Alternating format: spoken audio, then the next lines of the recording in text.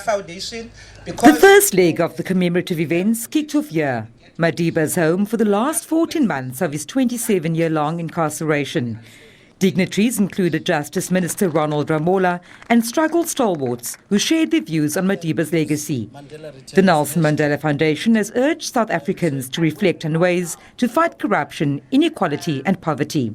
It's a time for us to then be reflecting, taking a moment to say, have we done what Madiba thought should be done when he came out of prison in 1990? You remember that he reminded us that actually he didn't even know what governance looks like, and what governing looks like, and yet he was ready to face the challenge. Are we ready to face the challenge that's coming with the high levels of unemployment that we have, levels of poverty and inequality, rape that the women suffer every day, all kinds of abuse that children suffer every day? And I think if this day is to do anything, is to ensure that we then ask ourselves, how far have we come and how far do we still have to go?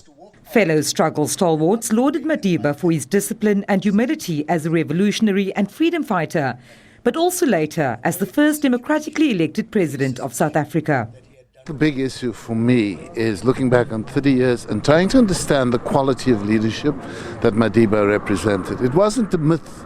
For those of us who engaged with him, it wasn't a myth. He knew what needed to be said on his release. He made that deep commitment to servant leadership. I haven't come as your Messiah, I've come as your humble servant. It wasn't just words, it was entrenched in the way in which he conducted himself, partly because he thought through everything ahead of time. Guests have described Madiba's legacy as one that should be emulated globally. Mandela's a wonderful story, he's an inspiration, he's a leader.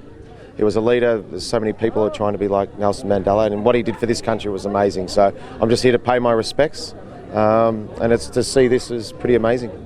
Reenacting Madiba's iconic walk to freedom, dignitaries concluded the events with a wreath-laying ceremony at the 3-metre-tall bronze statue of Madiba.